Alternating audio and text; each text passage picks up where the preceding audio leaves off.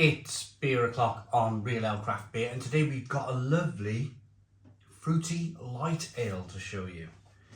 A crisp fruity light ale from Brew 61, and this is called Grazing Girls. Now, being like a farm-led brewery, I mean, I have heard the phrase before. Now, I live in a big town, so you hear these phrases, you don't necessarily kind of like see it about, because, well, we don't live in a town of cows, we live in a town of people. But girls is like a name that you would associate with like a herd of female cows. So grazing girls, grazing female cows. That's how I've, without kind of looking on the internet, Googling stuff, that's my interpretation of the name of this beer. 4.5% ABV. 500 milliliter bottle, dark brown bottle with a gold bottle cap.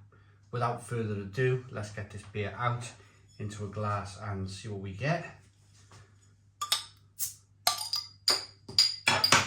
I have enjoyed the beers from this brewery.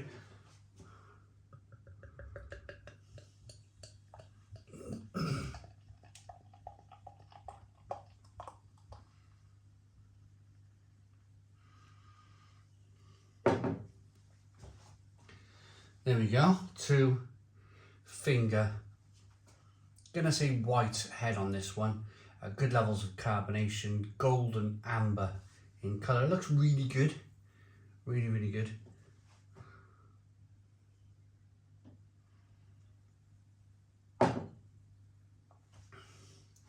Good bit of haze on this one.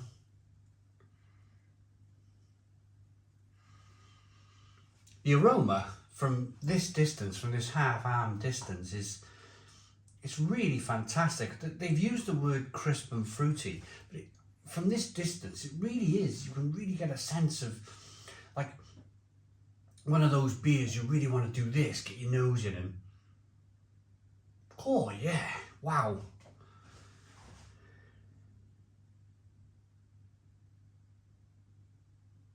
Melon.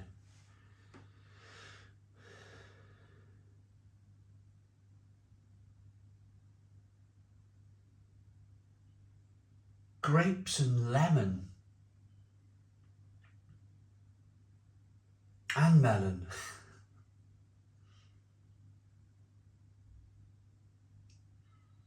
But a hoppy, kind of spicy pepperiness at the same time.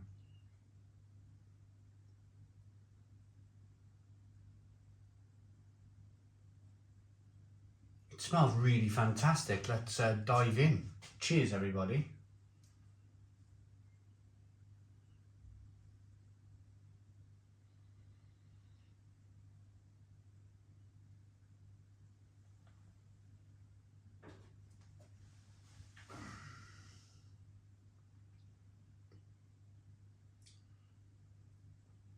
Wow. Stone the Crows. Stone the Crows. Now that is one balanced but very complex beer.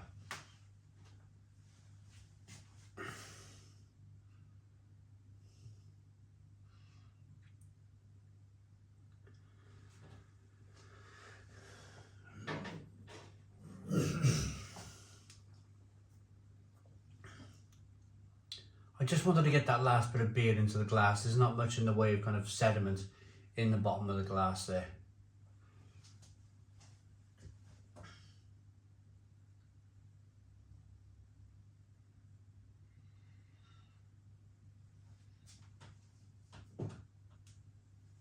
Just a light haze in the beer.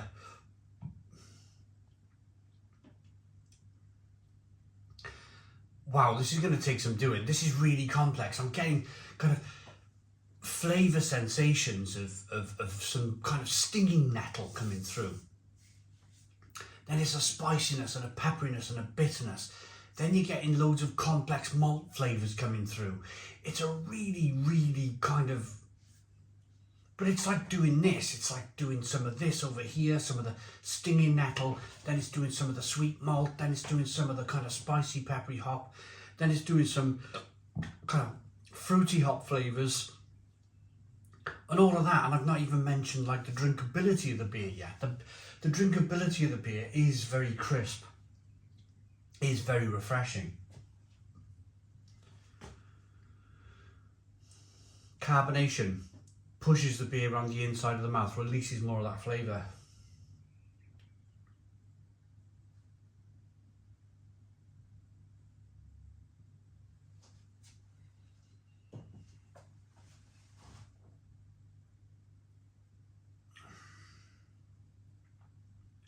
But now, so lemon, grapefruit, melon, spicy pepperiness, bitterness coming through. More bitterness coming through on the back end. More of that kind of melon and lemon and kind of spiciness is coming back. Now you're getting the layers of malt, little kind of biscuity layers of malt coming through. Bit of carbonation there as well. It's a really, really kind of like, it's a thinking on your feet beer. You constantly think, wow, what's that flavour? What's that sensation? What's that mouthfeel? You're having to kind of, it's not just a beer. I suppose you could just completely switch off and just enjoy the beer without thinking of all of these things.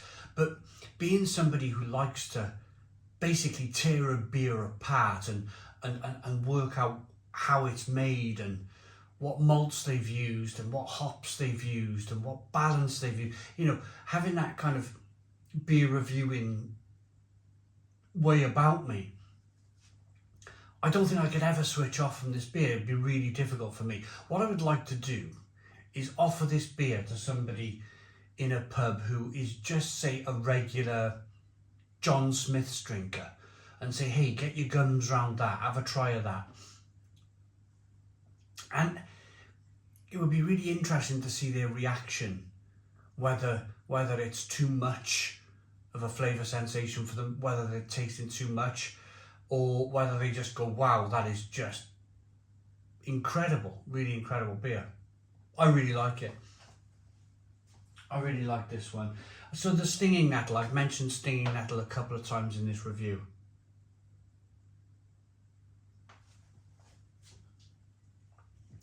And the reason for that is the hop is very, very close. In fact, they're cousins to the stinging nettle in the Darwin tree of life. Hop here branches off stinging nettle, or stinging nettle probably here, and then the hop branches off. Very, very kind of close on the Darwin tree of life. They share a lot of the same characteristics, especially that kind of like spicy pepperiness. If you think of German hops, if you think of good German lager, you get that kind of like organic feel to it, that organic taste, that spicy pepperiness, that stinging nettle taste. That all comes from the traditional hops that they use in the beer. And I believe that they've used some of those in this beer. I'm going to say that they've used some maybe German hops in this beer to get that kind of real big stinging nettle flavour. It's great. It's really great. Have a look at the lacing on the glass. Look at that fantastic lacing.